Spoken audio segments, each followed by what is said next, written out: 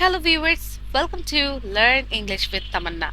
আজকের এই ভিডিওতে আমি দেখাবো যে কিভাবে রাইটিং টাস্ক 2 এর ডাবল কোয়েশ্চেন বেসড এর জন্য আপনারা একটা স্ট্রং ইন্ট্রো ডেভেলপ করতে পারেন এবং আপনাদেরকে খুব সহজ সহজ টেকনিক দেখাবো যেগুলো ফলো করলে আপনারা একটা স্ট্রং ইন্ট্রো যেটাতে মোটামুটি আপনারা ব্যান্ড 7 সিকিউর করতে পারেন সেটাই আমি আপনাদেরকে আজকে দেখাবো।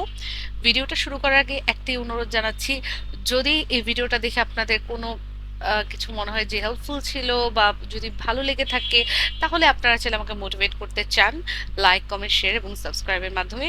আর পাশাপাশি আমি 1-to-1 ক্লাস প্রোভাইড করে থাকি আমার স্টুডেন্টদেরকে।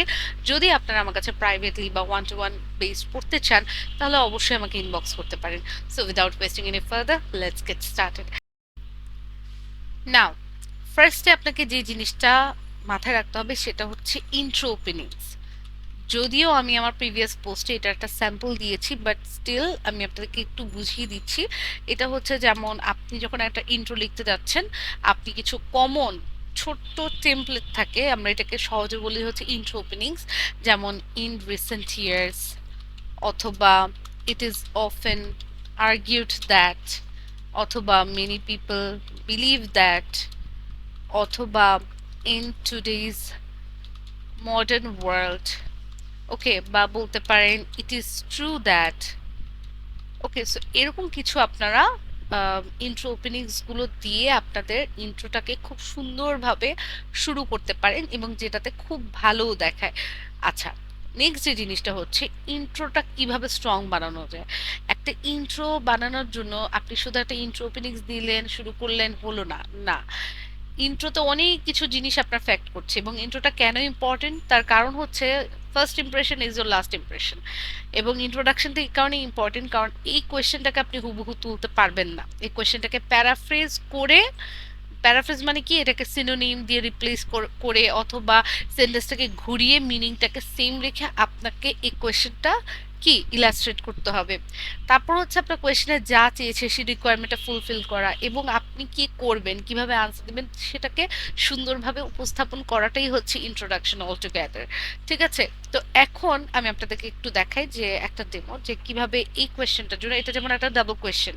এখন ডাবল কোয়েশ্চেন জিনিসটা কি, ডাবল কোয়েশ্চেন মিনস হচ্ছে যেমন ডাবল মানে কি দুইটা, রাইট? সো এখানে একটা কোয়েশ্চেন না, বরং কি দুটা কোয়েশ্চেন আছে। আমরা এটাকে অনেক সময় মিক্স কোয়েশ্চেনও বলে থাকি, যে দুটা ভিন্ন টাইপের কোয়েশ্চেনকে বা এসেকে এক করে একটা কোয়েশ্চেন বা এসেতে নিয়ে এসেছে। ঠিক আছে, তো ডাবল কোয়েশ্চেন আসলে ভয় পাবার কিছু নাই। ডাবল কোয়েশ্চেন খুবই সোজা, just follow the instruction, that's it. Instruction follow করবেন, আপনার কাজ ডান। ইনস্ট্রাকশনে যা চেয়েছে হুবহু কি রিকোয়ারমেন্টটা ফুলফিল করা এবং প্রত্যেকটা কোয়েশ্চেনের জন্য আপনি নর্মালি কিভাবে আনসার করেন সেই জিনিসটাকে একটু কি নিজের মতো করে আগে থেকে একটা ধারণা নিয়ে যাওয়া। যেমন নর্মালি ডাবল কোয়েশ্চেন বা মিক্সড কোয়েশ্চেনে যেগুলো হয়, যেমন ওপিনিয়ন বেসড অথবা কজ অ্যান্ড ইফেক্ট বেসড, এসেকে এক করে একটা ডাবল কোয়েশ্চেন বানিয়ে দিল। তো আপনার কাছে কি ওপিনিয়ন বেসড এসের জন্য আপনি যেভাবে ইন্ট্রোটাকে লেখেন ওভাবে শর্ট করে আপনার থিসিস স্টেটমেন্টটা দেওয়া, এবং কজ অ্যান্ড ইফেক্টের জন্য আপনি যেভাবে আপনার ইন্ট্রোতে যে লাইনটা যেভাবে লেখেন সেভাবে লেখা। তো এখানে যেমন আপনার mix combination of cause and effect and also, এখানে যেহেতু আমার থেকে আমার ওপিনিয়ন জানতে চেয়েছে, ওপিনিয়নও হতে পারে, বা এখানে আমার মূলত ওপিনিয়নের থেকেও জানতে চেয়েছে যে which development do you think is better, তার মানে কি কোনটা ভালো কোনটা খারাপ, ওই তো ওপিনিয়ন বেসড আমি ধরে নিলাম। তো এই যে ওপিনিয়ন বেসড এবং কজ অ্যান্ড ইফেক্ট বেসড কোয়েশ্চেনটাকে এক করেছে, এটাই আমাদের ডাবল কোয়েশ্চেন অথবা মিক্স কোয়েশ্চেন। তো এটাকে আপনার কিভাবে আনসার করবেন সেই জিনিসটাই এখন দেখাই, চলুন। এখন প্রথমে আপনি যেমন নিতে পারেন হচ্ছে, আমি যেমন এটার জন্য ইউজ করব হচ্ছে intro opening in recent years. Okay, দিলাম কমা। আচ্ছা, তারপর আমি যেমন এখানে আমাকে কি বলেছে, আমার কোয়েশ্চেনটা আমি একটু পড়বো। In some cities people are choosing cars instead of bicycles, while in other cities riding bikes is replacing cars। তার মানে কি বলেছে যে কিছু শহরে মানুষরা মূলত কারটাকে বেছে নিচ্ছে বাইসাইকেলের পরিবর্তে, অন্যদিকে কিছু শহরে মানুষ বাইকটাই রাইড করছে বেশি কারের বদলে বা কারের পরিবর্তে। এখন আমার থেকে জানতে চেয়েছে যে why is this the case এবং which development do you think is better, মানে কেন হয়েছে, কজটা জানতে চেয়েছি মোস্টলি, নট দ্য ইফেক্টস। এবং কি বলেছে, which development do you think is better, এবং কোন ডেভেলপমেন্টটা আপনার কাছে মনে হয় যে ভালো। ওকে, আচ্ছা, এখন আমি ধরেন এই যে জিনিসটা যেহেতু আমাদের ভেহিকল বেসড, রাইট, বা ট্রান্সপোর্টেশন বেসড, তো আমি এটার জন্য একটা টপিক লাইন অ্যাড করতে পারি, ঠিক আছে? যেমন আমি এখানে টপিক লাইনটা দিচ্ছি, ট্রান্সপোর্টেশন প্রেফারেন্সেস। কারণ কি প্রেফারেন্সেস কেন আনলাম? কারণ এখানে মানুষের মানে চয়েস অফ টেস্ট অথবা তাদের প্রেফারেবল কোন জিনিসটা, রাইট, সেই জিনিসটাই কিন্তু তারা কি উপস্থাপন করতে চাচ্ছে। তো আমি এই জিনিসটাকে একটা টার্মে নিয়ে আসলাম যে ট্রান্সপোর্টেশন প্রেফারেন্সেস হ্যাভ, যেহেতু প্রেফারেন্সেস লিখেছে প্লুরালে লিখেছে, so I am using have changed considerably across different সিটিজ। কেন ডিফারেন্ট সিটিজ নিলাম? কারণ ওই তো এখানে বলেছে in some countries, in other countries, so there is a comparison between the countries. তো আমি এই জন্য এখানে লিখে এনেছি যে ডিফারেন্ট কান্ট্রিজ। তাহলে আমাদের ফার্স্ট লাইনে যেমন আমি একটা ইন্ট্রো ওপেনিং দিলাম, এবং আমি কি করলাম, পাশাপাশি আমি একটা টপিক সেন্টেন্সও অ্যাড করে দিলাম যে in recent years transportation preferences have changed considerably across different সিটিজ। এখন এই যে কোয়েশ্চেনটা আমাকে দিয়েছে, এই কোয়েশ্চেনটাকে আমি কি করব, প্যারাফ্রেজ কিভাবে করতে পারি, এটাও কিন্তু একটা টার্ম, মানে আপনি মানে টার্ম না, ঠিক I would say it's kind of a common template that you can use. যেমন ওয়াইল এইটা হচ্ছে, অন্যদিকে এটা হচ্ছে, এরকম টাইপের একটা টেমপ্লেটের কথা বলছি, আপনারা লিখলে বুঝতে পারবেন। আচ্ছা, তো আমি লিখছি যে while some people are increasingly relying on private cars instead of bicycles। দেখেন এই যে কথাটাকে, এই প্রথম যে লাইনটা, এটাকে আমি কি করলাম, প্যারাফ্রেজ করলাম। কি বললাম? যে while some people are increasingly, দেখেন আমি some cities people না বলে আমি কি বললাম, some people বললাম। ওকে, তারপর আর চুজিং না বলে আমি বললাম আর ইনক্রিজিংলি রিলাইং। অবভিয়াসলি তারা কি চুজ করা মানে কি, সেটার উপর নির্ভরতাটা কি বাড়ছে। তো আমি কি বললাম, আর ইনক্রিজিংলি রিলাইং। আচ্ছা, কিসের উপর? প্রাইভেট কার্স বললাম। কারটাকেও আমি একটু চেষ্টা করলাম যে এটার মধ্যে একটা অ্যাডজেক্টিভ বসিয়ে দিয়ে এটাকে প্যারাফ্রেজ করতে। বাইসাইকেলটাকে বাইসাইকেলে রাখলাম because there is no option to change this one. আচ্ছা, যেটা চেঞ্জ করা যাবে না দ্যাট ইজ ফাইন, বাট আমরা আমাদের সম্ভাব্য যেভাবে যেভাবে প্যারাফ্রেজ করা যায় we will try to do it. Okay, তারপর আমি লিখতে পারি, কমা যেহেতু দিয়েছি, যে আমি বললাম যে ওয়াইল্ড মানে এদিকে এটা হচ্ছে, অন্যদিকে এটা হচ্ছে। সো এখন আমি পরের যে পার্টটা, হ্যাঁ, এই পার্টটুকুকে আমি প্যারাফ্রেজ করে সুন্দরভাবে লিখবো। তা আমি লিখছি আদার্স আর চুজিং। চুজিং, দেখেন আমি অন্যদের কথাই এই যে আদার সিটিজ না বলে আমি বললাম আদার্স আর চুজিং। রাইডিং না বলে আমি কি বললাম, চুজিং বললাম। আচ্ছা, others are choosing cycling over driving. দেখেন জিনিসটাকে পুরো ঘুরিয়ে দিলাম। আমি কি করলাম, আমি বলছি এই মিনিংটা কিন্তু আমার সেম, রাইট, এটার মিনিংও সেম, এটার মিনিংও সেম, জাস্ট কি আমি ওয়ার্ডগুলোকে ঘুরিয়ে দিয়েছি, বাট আমার মিনিংটা same. This is what we call paraphrasing. যে এখানে কোয়েশ্চেনে দেওয়া আছে while in other cities riding bikes is replacing cars, আর আমি এখানে কি বললাম যে অন্যদিকে, হ্যাঁ, বা অন্যান্য মানুষরা কি করছে, সাইক্লিংটাকে বেছে নিচ্ছে ড্রাইভিং এর উপরে বা ড্রাইভিং এর থেকে। ঠিক আছে, আপনি চাইলে এইভাবেও বলতে পারেন others are choosing cycling rather than driving, এভাবেও চাইলে বলতে পারেন। ওকে, নাও আমাদের কোয়েশ্চেন প্যারাফ্রেজ করা ডান।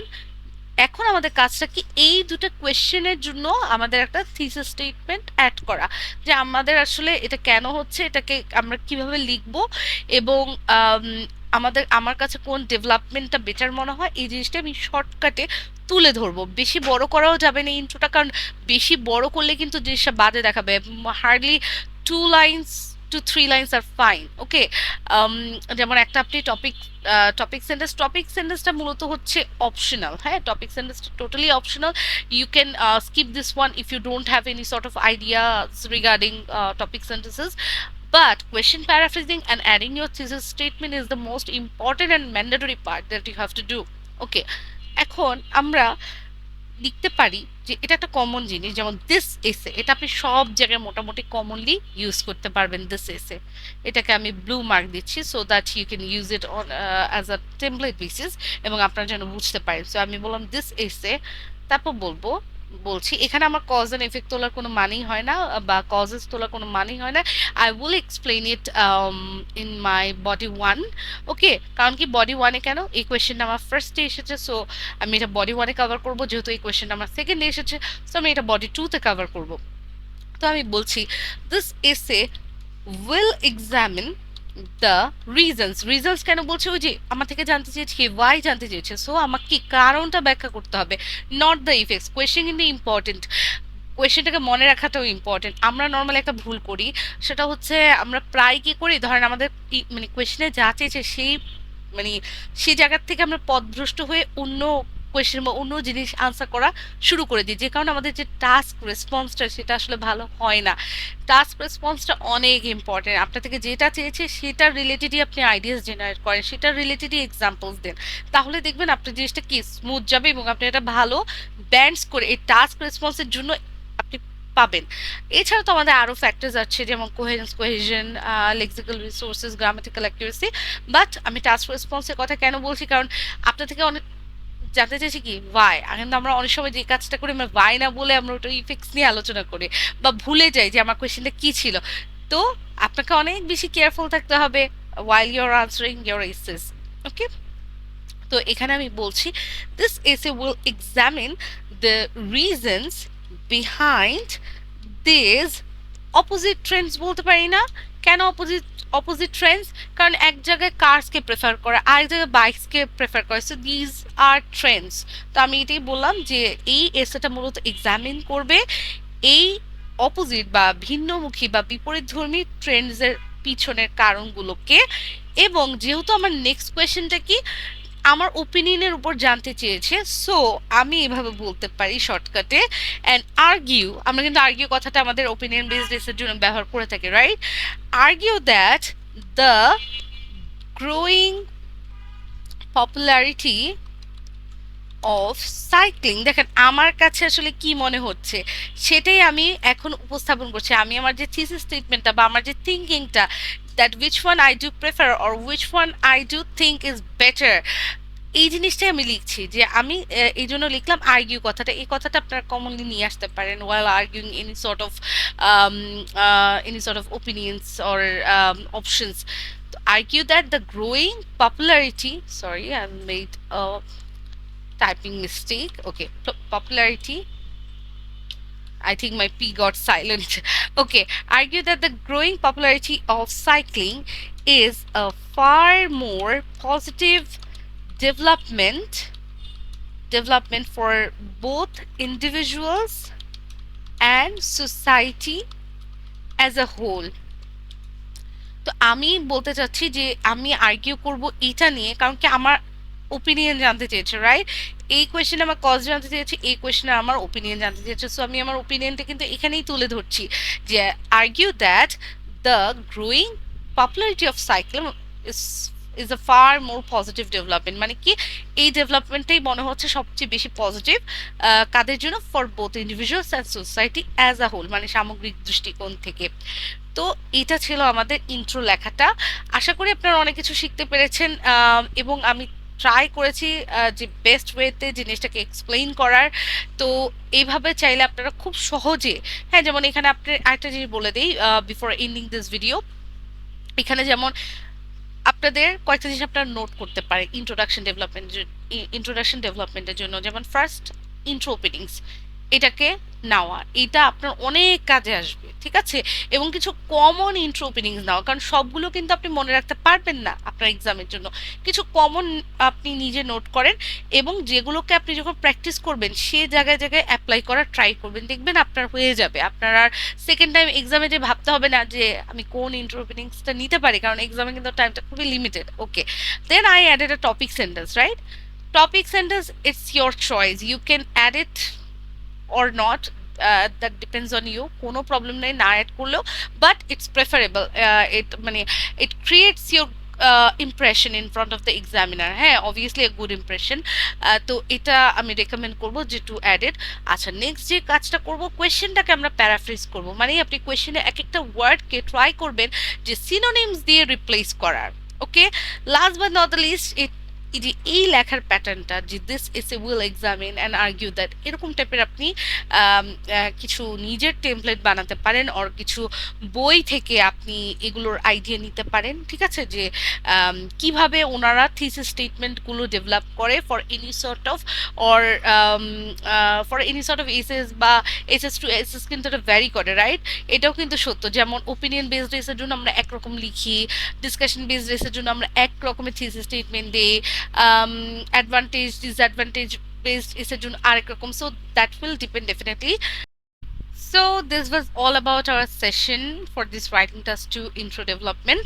যদি ভিডিওটা ভালো লেগে থাকে, হেল্পফুল মনে হয়, please like comment share subscribe করে আমাদেরকে অবশ্যই মোটিভেট করবেন। এবং কেউ যদি আমার কাছে 1-to-1 বা প্রাইভেটলি পড়তে চান, do let me know, and thank you so much for watching my video. Have a great day. Thank you.